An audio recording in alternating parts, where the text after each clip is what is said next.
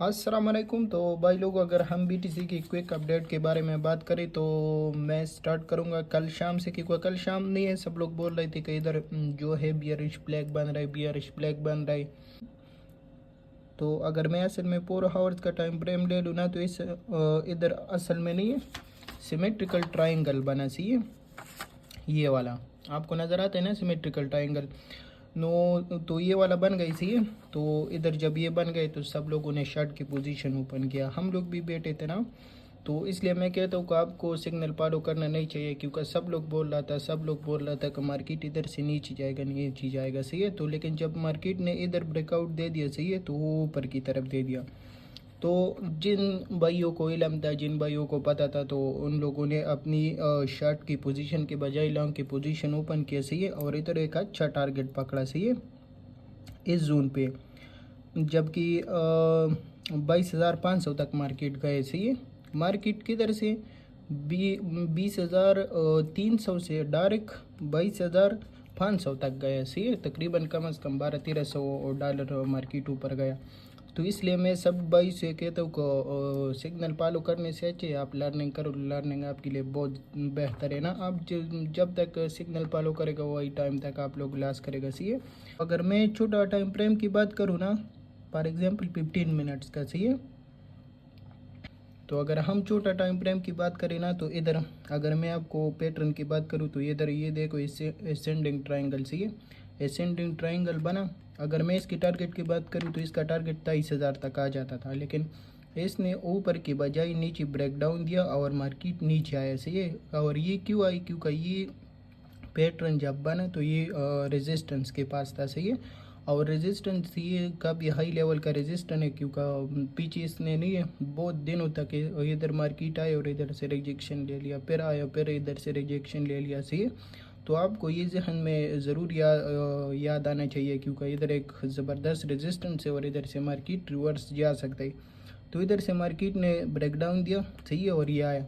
अगर मैं इस पैटर्न की बात करूँ जो कि 15 मिनट्स पे अभी बना, सही है, और अभी इसका ब्रेकआउट हुआ, तकरीबन 3-4 मिनट पहले इसका ब्रेकआउट हुआ, सही है। तो अगर मैं इस पैटर्न की बात करूँ तो ये सिमेट्रिकल ट्रायंगल बना, सही है, सिमेट्रिकल ट्रायंगल बना। और अगर इसकी टारगेट की मैं बात करूँ तो इसका टारगेट 21,600, 21,700 इसकी टारगेट आता था, लेकिन इसने नीचे के बजाय ऊपर ब्रेकआउट दिया और ये तकरीबन 22,400, ये तकरीबन 22,400 तक गया, सही। ये 22,150 पे इसने ब्रेकआउट दे दिया और इसके साथ साथ इसका टारगेट जो हुआ 22,400 तक ये गया, सही है। तो इधर तो इसलिए मैं आपको बोलता हूँ कि आप लोग ने ये सिग्नल फॉलो करना और ये जो चार्ट पैटर्न है ना, इससे बच के रहो, अपना नॉलेज गेन करो, सही है, और अपनी साइकोलॉजी पे काम करो, क्योंकि मार्केट में नहीं है तकरीबन 90% साइकोलॉजी काम आते हैं और बाकी 10% न्यूज़ और इसके साथ साथ जो टेक्निकल एनालिसिस है, तो ये चीज़ काम करता है ना। तो अभी अगर हम सिग्नल की बात करें ना, तो जैसा कि मैं चाहता था कि अभी आपको सिग्नल प्रोवाइड करूं, लेकिन सिग्नल प्रोवाइड करने से पहले पहले सिमेट्रिकल ट्रायंगल का वो ब्रेकआउट हो गए और उसने अपने टारगेट हिट किया, सही है।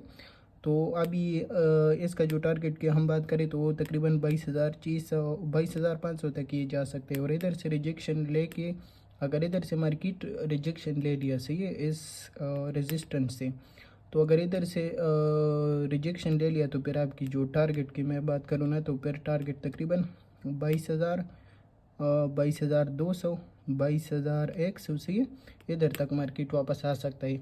लेकिन इधर एक मसला ये है, क्योंकि अभी तकरीबन यूएसए का मार्केट ओपन होने वाले है और उसके साथ साथ पॉल का स्पीच है और उसके साथ साथ सीपीआई डेटा आने वाला है। तो ये 2-3 न्यूज़ है मार्केट में। और इसके साथ साथ अगर मैं सीपीआई का डेटा की बात करूँ तो सीपीआई डेटा जब भी आता है ना, तो मार्केट $1,000 या ऊपर वेग मारते हैं या नीचे वेग मारते हैं ना। तो ये एक मुश्किल की बात है ना। तो अभी आप लोग थोड़ा वेट करो, अभी ट्रेड नहीं ले लो, क्योंकि अभी कुछ पता नहीं चलता। अगर आपने शॉर्ट का पोजीशन ओपन किया और सीपीआई डेटा पॉजिटिव में आ गए और मार्केट ने 1,000 ऊपर वेग मार दिया ना, तो आपका लिक्विडेशन और सब कुछ हो जाएगा। तो अभी थोड़ा वेट करो और उसके बाद हम देखते हैं ना जैसा मार्केट थोड़ा स्टेबल हो जाते तो फिर मैं आपको वीडियो बना करके आपको पूरा समझाएगा। सही है, बाकी शुक्रिया।